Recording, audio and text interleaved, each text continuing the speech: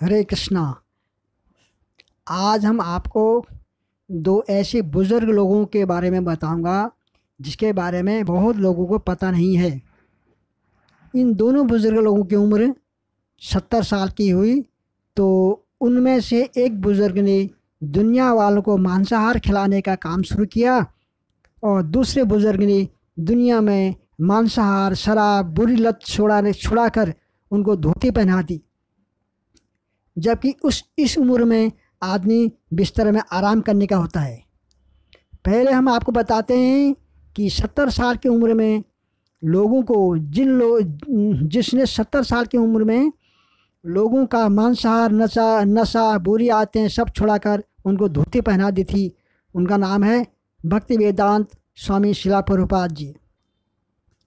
इन्होंने 70 साल की उम्र में इस्कॉन नाम की एक आध्यात्मिक कंपनी खोली और देश विदेश में आत्मज्ञान का प्रचार किया, हरिनाम संकीर्तन किया। इन्होंने हिप्पी को हैप्पी बना दिया, हरे कृष्ण का कीर्तन करके कृष्ण प्रसाद खिला के मांसाहार शाकाहारी बना दिया।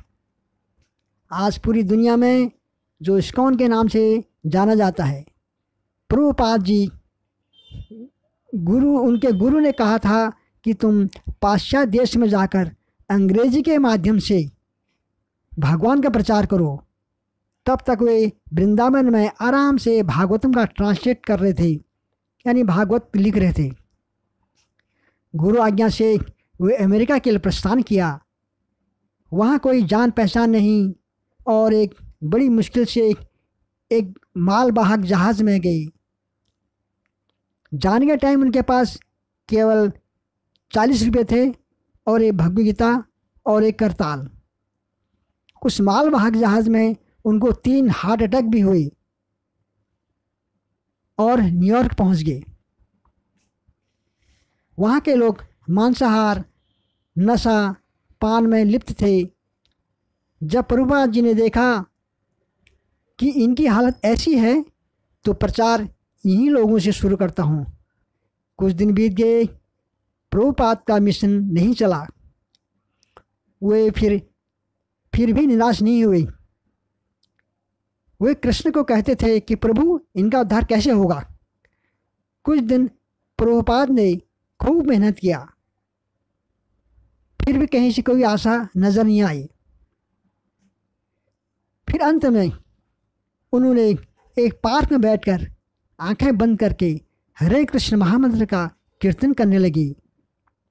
कीर्तन करते करते वो भगवान में लीन हो गए और कीर्तन चल रहा है।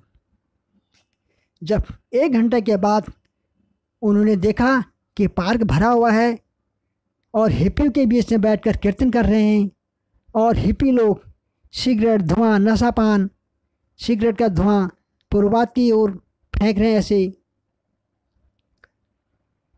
तो कीर्तन भी गाते थे। तो प्रभुपाद जी फिर रोज़ पार्क में कीर्तन करने लगे और हिप्पी लोग भी करते थे। वहीं सिगरेट शराब गांजा आदि वहीं पीते थे, कीर्तन भी गाते थे।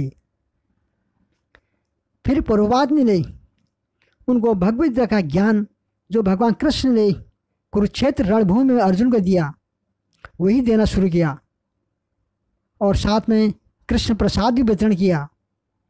प्रभुपाद जी खुद प्रसादम बनाते थे और खुद सफाई करते थे, बर्तन मांजते थे। हिप्पी लोग तो खा पी कर उल्टा सीधा करके चले जाते थे। यहाँ तक कि उनके चप्पल कपड़े शॉल वो भी लेके जाते थे। धीरे धीरे कीर्तन से प्रसाद से कृष्ण कथा से उन हिप्पियों का हृदय परिवर्तन हो गया। जबकि उस टाइम में अमेरिका और रशिया का युद्ध चल रहा था। प्रभुपाद जी ने काफ़ी संघर्ष किया और कुछ लोग प्रभुपाद जी के शिष्य भी बन गए।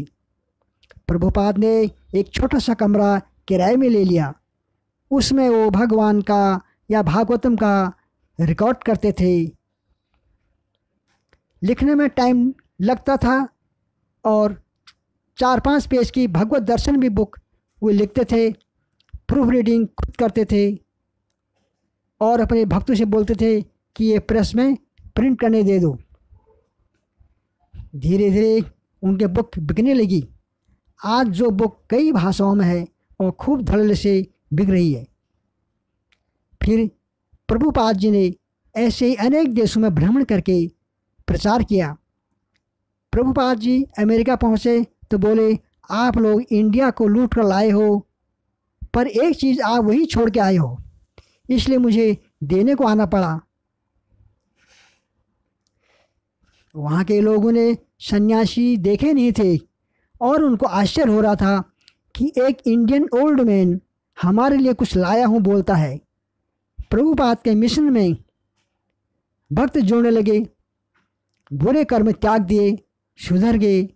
वहाँ की सरकार भी खुश हो गई कि जो काम वहाँ की सरकार नहीं कर सकी वो प्रभुपाद जी ने कर दी। आज विश्व के सबसे अधिक कृष्ण भक्त रशिया अमेरिका के हैं। प्रभुपाद जी जानते थे कि भारत के लोगों को इम्पोर्टेड चीज़ पसंद है, और जब वो भारत लौटे तो अपने साथ विदेशी भक्त को लाए और उनको भी प्रचार कार्य में लगा दिया और भारत में लोग जुड़ने लगे। उन्होंने इस संस्था का नाम इस्कॉन अमेरिका में ही रख दिया था। इस प्रकार उन्होंने पूरे विश्व में केवल 10 साल के भीतर अपने रहते हुए 108 मंदिर बनवाकर भगवत धाम को चले गई।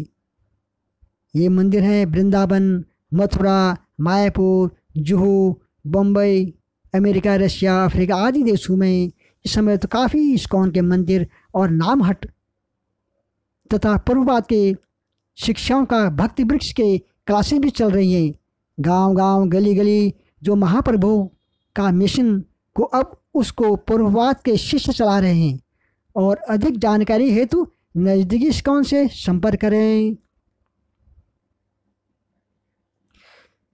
दूसरे बुजुर्ग हैं कर्नल सैंडर्स।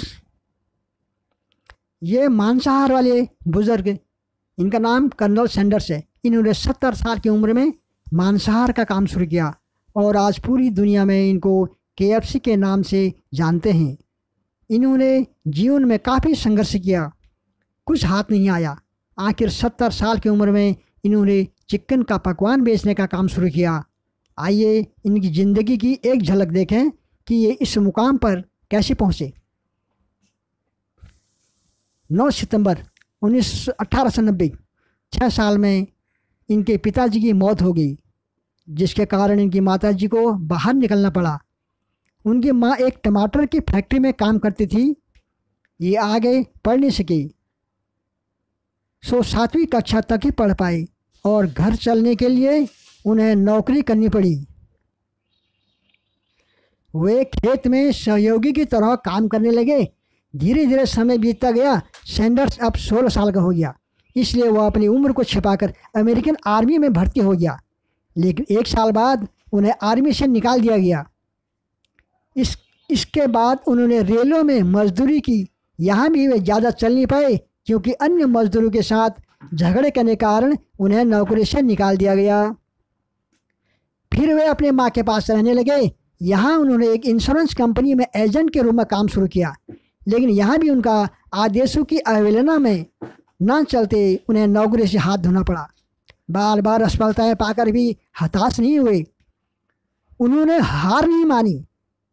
उन्होंने साल 1920 में एक नाव बनाने की कंपनी खोली और उसी समय उन्होंने एक लैंप बनाने का काम भी खोलने का विचार बनाया।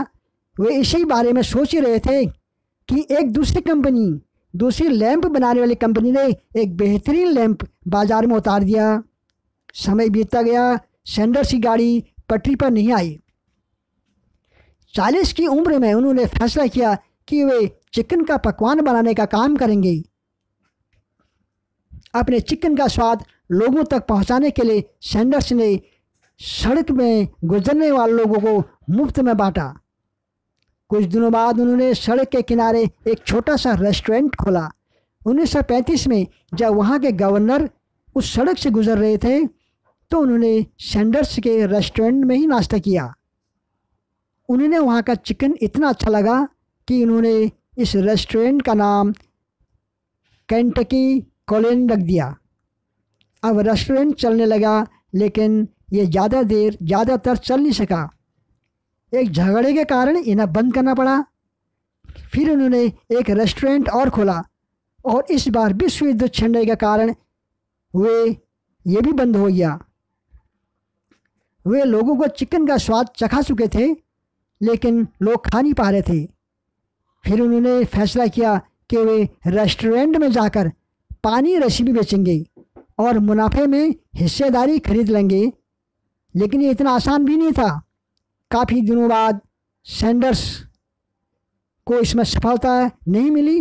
वे जिस रेस्टोरेंट में जाते थे उनकी रेसिपी को रिजेक्ट कर देते थे। इस प्रकार उनकी रेसिपी 1009 बार रिजेक्ट हुई।